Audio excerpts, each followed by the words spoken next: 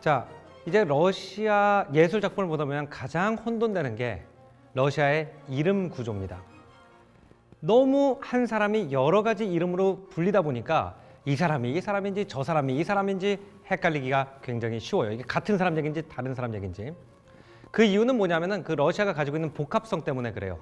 원래 러시아 문화의 이름을 짓는 방식과 나중에 서구 문화가 들어오면서 이름을 짓는 방식이 퓨전이 되면서 굉장히 복잡한 이름 짓는 방식을 가지게 됐습니다. 그럼 자, 원래 러시아의 이름 짓는 방식은 어디에 기본을 하고 있고 어떻게 짓느냐면요. 원래 러시아의 이름을 짓는 방식은 바이킹 전통의 기원을 하고 있습니다. 그래서 바이킹들이 볼가강을 따라 들어와 가지고 키예프에 정착을 한 것이 제가 강의 앞부분에서 말씀드린 키예프 공국이기 때문에 그 바이킹들의 이름을 짓는 방식과 상당히 유사하게 짓는데 그 방식이 뭐냐면요. 앞에다가 자기 이름을 두고요. 뒤에다 아빠 이름을 놓는 거예요. 그래서 누구의 아들 누구 이렇게 부르는 겁니다. 그래서 예를 들어서 그 안나 카레니나를 갖다가 어쩔 때는 안나 알카데비아라고 부를 때가 있는데 거기서 알카데브가 아버지 이름이 되겠습니다. 그리고 예를 들어서 안나의 남편이 알렉세이 카레닌인데 어쩔 때는 알렉세이 알렉산드로비치라고 부를 때가 있거든요. 그 알렉산드로스가 자기 아빠 이름이에요. 그래서 알렉세이 알렉산드로비치 이렇게 부를 때는 알렉산드로브의 아들 알렉세이 이렇게 부르는 겁니다. 그게 원래 러시아의 이름을 짓는 방식이에요. 이게 이제 조금 쉽게 이해를 하기 위해서 우리가 익숙한 그 북유럽 계열의 분을 한 명 소개를 하면 우리 배우 스칼렛 요한슨 잘 알죠? 요한슨 이름을 보면은 요한이라는 이름이 있고 그 다음에 자녀를 뜻하는 son이라는 단어가 들어가 있죠. 그래가지고 스칼렛 요한슨은 원래 바이킹식으로 말하면 요한의 딸 스칼렛 이렇게 됩니다.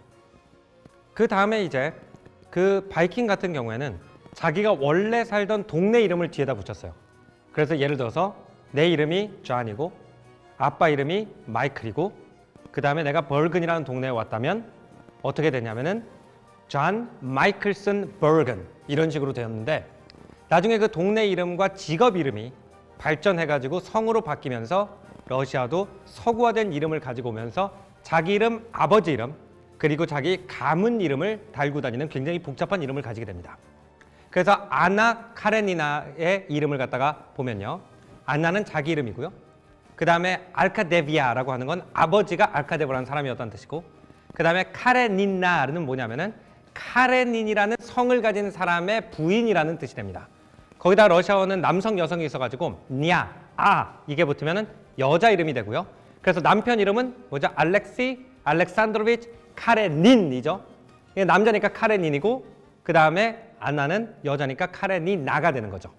그래서 알카데브의 딸 안나자 카레닌의 남편 이렇게 되는 것이고 예를 들어서 남편 이름인 알렉세이 알렉산드로비치 카레닌은 알렉산드로브의 아들 알렉산드로의 아들 알렉세이자 카레닌 집안 사람 이렇게 되는 거예요. 그럼 이 이름이 의미하는 바가 뭐냐? 이 이름이 의미하는 바가 이 작품 안에서는 굉장히 큽니다. 왜냐하면 이것은 내가 가지고 있는 대가족의 굴레와 내가 선택하는 인생 사이의 갈등이거든요. 그렇기 때문에 러시아인의 이름이 아버지의 이름, 남편의 이름을 갖다 안에 다 포함하고 있다는 건 그만큼 대가족의 굴레가 나를 강하게 옥죄고 있다는 뜻으로 해석할 수도 있어요. 이런 걸 이해하고 나면은 제가 조금 이따 보여드릴 가사가 훨씬 더 굉장히 마음속에 푹 치고 들어올 겁니다. 자, 이 가사 내용 같이 한번 보겠습니다. Анна Каренина, Анна Вронская, где-то рядом, неподалеку, бедная девочка Аня Облонская смотрит в окно на пустую дорогу. 자, 안냐 오블롱스카야라고 하는 곡인데요. 이 곡의 그 가사를 잠깐 보면요. 아나 카레니나, 자기 이름이죠. 그 다음에 안냐 오블롱스카야라는 다른 이름을 부르는데 이게 둘 다 자기 이름입니다. 자, 일단 안나를 안냐라고 부르는 건요.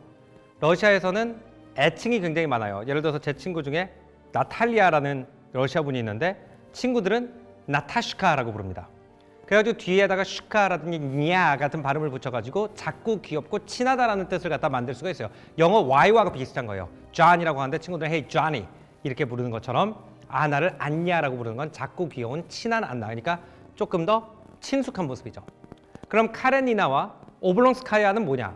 카레니나는 이제 서양은 대체로 결혼을 하면 자기 남편 성을 따르게 되는데 안나 카레니나는 카레닌의 부인이라는 뜻인데 오블롱스카야는 뭐냐면은 자기 원래 이름이에요. 그걸 알 수 있는 게 뭐냐면은 안나 오블롱스카야, 그러니까 즉 지금 우리 주인공 안나 카레니나의 오빠 이름은 남자는 성을 안 바뀌기 때문에 오블롱스카입니다. 그래서 오블롱스카야라는 것은 안냐 오블롱스카야라고 하는 거는 자기 원래 모습, 결혼하기 전 모습. 그래서 기억 속에 넌 아직도 그대로. 그러니까 내 모습이 사람들이 볼 땐 바뀌었다는 거죠. 이제 나는 카레닌의 남편이고 그래서 카레닌하고 그 다음에 안냐가 아니고 성인이기 때문에 아나이지만 내 모습은 안나 카레니나나 내가 느끼는 나는 안냐 오블롱스카야나 같은 사람인데 사회적인 시선은 바뀌었다는 의미를 내포하고 있죠. 안나 카레니나, 안나 브론스카야라고 나옵니다. 자, 이건 또 뭐냐? 자, 지금 아나가 브론스키라는 남성을 좋아하고 있습니다. 근데 브론스키라는 사람이랑 결혼을 하게 되면 카레닌이랑 결혼하면 카레리나가 되는 것처럼 브론스키랑 결혼하면 뭐가 될까요?